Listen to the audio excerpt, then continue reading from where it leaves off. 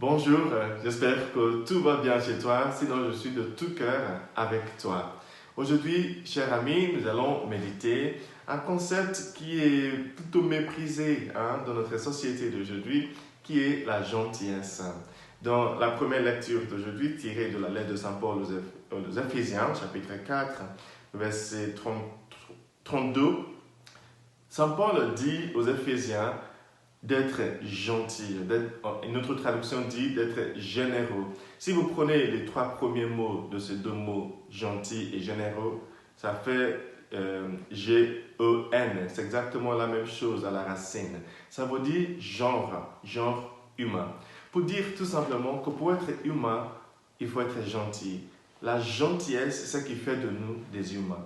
De plus nous sommes gentils, plus nous sommes généreux, plus nous sommes humains. Parce que nous sommes le genre humain.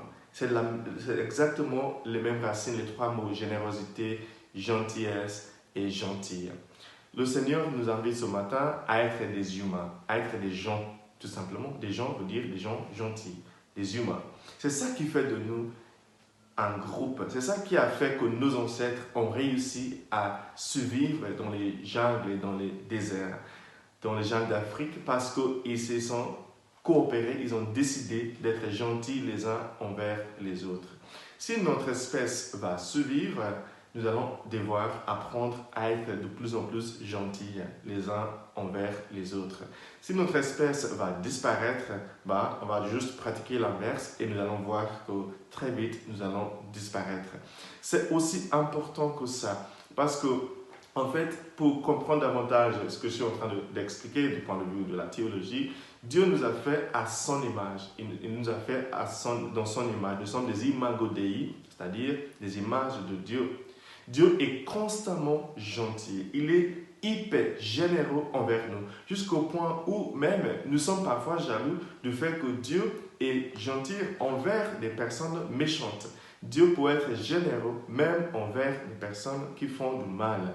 Il a un excès de générosité et il nous invite à être comme lui, à être gentil, à être généreux comme lui. C'est la seule façon de sauver l'humanité parce que notre vraie nature, c'est d'être généreux, c'est d'être gentil. C'est pour ça qu'à chaque fois que nous ne le sommes pas, nous sommes en train de nous dénaturer.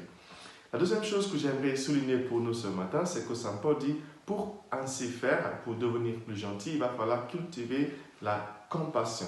La compassion, c'est la capacité de comprendre la passion de l'autre. Passion du latin, passionis, passion, pour dire tout simplement la souffrance de l'autre, se mettre dans la peau de l'autre. Essayer d'imaginer ce que l'autre est en train d'endurer, c'est ça la compassion. Si nous cultivons la compassion constamment, nous allons naturellement devenir plus généreux ou plus gentils. Si nous avons du mal à être généreux ou à être gentils, c'est que nous n'avons pas d'emblée travaillé notre compassion, ce qui veut dire notre capacité à ressentir la douleur de l'autre. C'est très important de ne pas oublier cet aspect de notre humanité parce que c'est ça qui fait de nous des humains, qui fait de nous des humains qui ne sont pas seulement des animaux.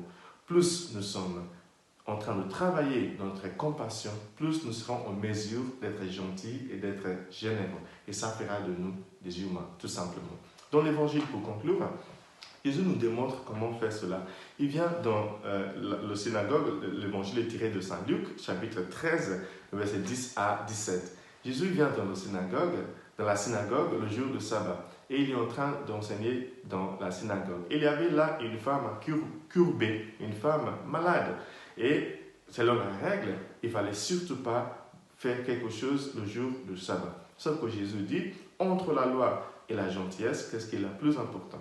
Et Jésus décide évidemment de guérir la femme. Parce que pour lui, il était plus important d'être lui-même, c'est-à-dire humain, que de respecter les lois. Il est plus important d'être gentil, généreux, que de respecter une loi. C'est pour ça que Jésus a guéri cette dame. Et évidemment, tous les chefs du temple, tous les chefs des lieux étaient fâchés contre lui.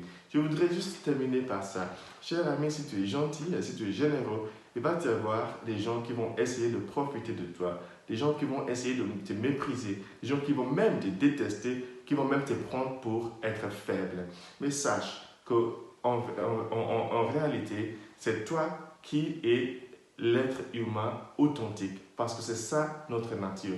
Ne te laisse pas décourager par des gens qui se mettent à l'opposition de toi parce que tu es généreux ou parce que tu es gentil. C'est ça la vraie nature humaine, parce que nous sommes des gens.